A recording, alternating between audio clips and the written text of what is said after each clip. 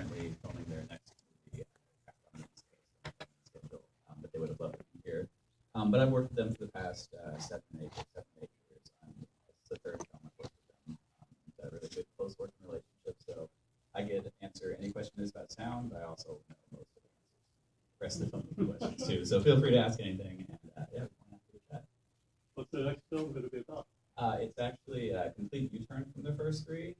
These three films, they kind of have been loosely, they kind of their Americana trilogy, which are all portraits of places. Their next one is the opposite. It's a concert film with David Byrne.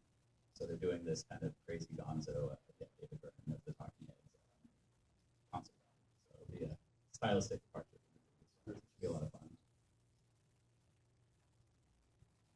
Yes. When was the filming done? It seems almost like you happened to be in the right place at the right time. Was it done after the fact, after the killing? So for the filming for this, a lot of times they kind of find their stories in the times they spend immersed there. So they lived in Eagle Pass for 13 months, and they knew that the idea for this came about is they wanted to figure out what a nonfiction Western might be like. So they found a place, and they were looking for kind of these archetypes, these people that might have interesting stories. But then the story that kind of developed wasn't necessarily the story that they were intending when they first got there. So it was through the process of living in that town for so long, they started to see the effects of kind of what the cartel violence was like, and that's kind of where they realized, halfway through that's where the story was going. As to when it was filmed, it was actually filmed in 2011, 2012. They filmed their previous movie, Chapatulas, in New Orleans, and then immediately went and filmed this one, and then edited and released Chapatulas, and then edited this one after, so there was a long gap between when. And what point in that period did they bring you on? So I've been very, very fortunate to work with these guys very closely all the way kind of from the beginning. So on all three of their films, we would have these conceptual conversations really early on in the process. So I was in touch with filming here, they would send me kind of grant proposals they were writing. We would always have this creative conversation all the way through, and then I would see rough cuts as they edited it over time. So basically, by the time I started actually working on post-production, once the picture's locked, we had a good year and a half, 2 years of creative conversations leading up to that. And so it's like everyone's ready to go. I feel very fortunate to have a really great close working relationship with them. And they care deeply about sound as they want to try and make the audience in the location of the film and make it as immersive as possible in what sounds and so there's always a good back and forth creative conversation from the get-go. Yes.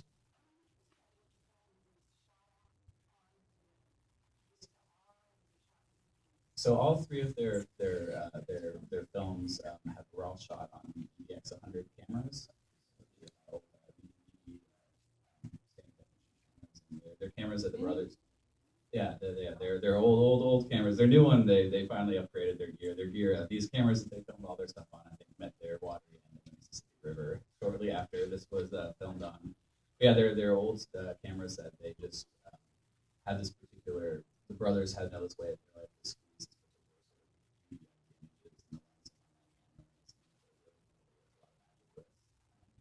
Yeah, all three of their films.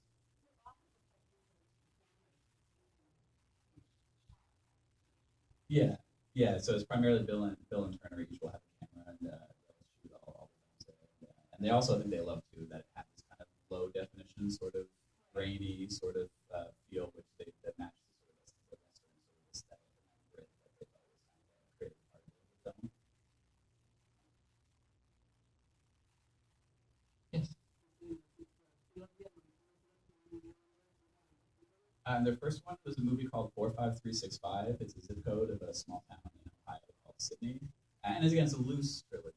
They're all three portraits of places, so they're not necessarily like a 1, 2, 3 trilogy, but they wanted to explore they wanted to bring audiences to what it's going to feel like these very distinctly separate American cities.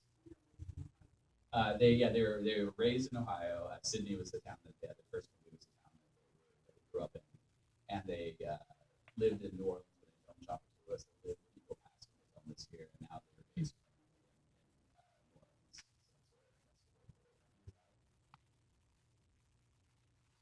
back. Is the situation in Eagle Pass and Piedras Negras much the same today? It's it depends. I mean, the cartel, violence and the cartel issues and drug trade and things like that are still obviously very unresolved issues. As far as the cattle trade, that has gotten a lot better.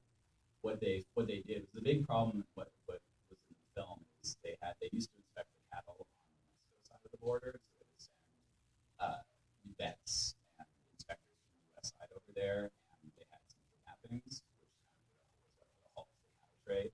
Since then, they've revised how they do things, and they bring the cattle now to the U.S. side of the border and inspect them here before they then let them through. And then once they get that reopened, so the cattle trade is doing well, and Martin's business is doing really, really well. So that's been going strongly, but there's still cartel violence and things like that. That's always kind of something that's maybe something that the citizens are aware of, that does have an effect on lives. That's still a very unresolved issue. Curious about the production and how they managed to live in the place for that length of time. Begin working and then find funding, or can you tell me a little bit about that? Yeah, so they were for this film. It was originally actually funded by A&E, gave them a budget to do an exploratory shoot. A&E was thinking of doing potentially like a 10-episode documentary series. So that was kind of the initial funding, and then that's what let them start shooting there. And then as they've always been very immersive, and they like to live in the place. They like to be a presence, they like to really know the people and become a part of the fabric of the place they're trying to document. And then as they were there, kind of exploring, that's kind of where they say they cast a wide net and they try and follow a bunch of different people on sort of archetypes that they want. Like, what who's the John, like the John Wayne sort of figure? And they have these kind of people, and then the story started to kind of find the story once they're there. But it's a long process to do a lot of filming, and then Bill is the runs everything. That's usually he locks himself in a room for about a year and goes through about 300 hours of footage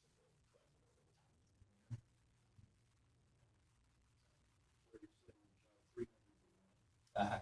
I believe, I think they cut down to about 300 to 1. I think their first one might have been 500 or something like that. So they've been trying to rein it in a little bit. But yeah, no, it's when you just shoot, you live in a place and you live yourself in a place. It's staggering the amount of hours that they not even know a lot. Bill's pretty amazing. They haven't screened it there yet. They did have, we screened at South by Southwest, and Martine and Graham and some of the Central Pictures have seen it there, but it hasn't screened in the past yet. They're working on getting that there for the towns to see. Hopefully soon. So Chad unfortunately passed away about a year and a half ago. He had lost his legs, and so he never got to see the finished film. He's one of the dedications at the end, right? Yeah. So he never got to see the finished film, but it was when news of the film premiering in Sundance and then South by came out. There was lots of articles in local papers that talked about how a lot of stuff that they were very happy that the town really, he was a very beloved figure in the town, and they were happy that he was able to kind of be at least more or less preserved on film, so people could kind of see like well, he was the reason why the film was able to happen. He was the one that kind of, once they approached him and told him what they were trying to do, and they were trying to paint a realistic portrait of the place, he was the one that said, okay, I see what you guys are doing here, and that really unlocked the doors for everyone else. So most of the people you meet, they met through Chad, and through his presence was very disarming to everyone else that kind of enabled them to become part of the society there. And so he was very supportive of the brothers at the time, because his whole view was he loves the towns, he loves the dynamic relationship they have, and he wanted an honest portrayal of the town that he himself loved and was a part of and worked so hard to All right. Okay. I think this needs to be the last question. Sure.